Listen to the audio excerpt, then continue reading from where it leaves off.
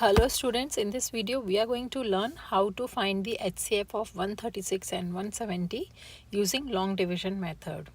So the first step in dividing the numbers using long division is to find out which is a bigger number. So out of the two numbers, 170 is bigger number than 136. So we'll divide 170 by 136. So now we'll divide 170 by 136. So 136 times 1 is 136 and 136 times 2 will be much bigger than 170 divided 1 times. So 136 times 1 is 136.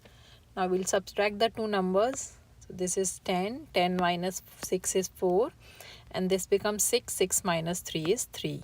So now we have 34, and now in the next step, this 34, which is the remainder, is the new divisor, and our new dividend will be 136.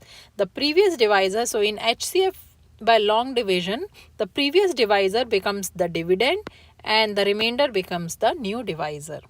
So now let's divide 136 by 34. As 4 times 4 is 16, we'll get 6 in units place. So let's try divide it by 4 times. So 34 times 4 is 136. So now our remainder is 0.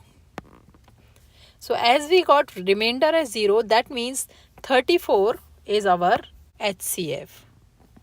Whatever divides the number fully and gives the remainder as 0, that is the HCF of the two numbers. So here the HCF of 136 and 170 is 34. So this is how we find the HCF using long division method. I hope this video is helpful to you. If you like the video, please hit the like button and subscribe to my channel for more math videos. Thanks for watching.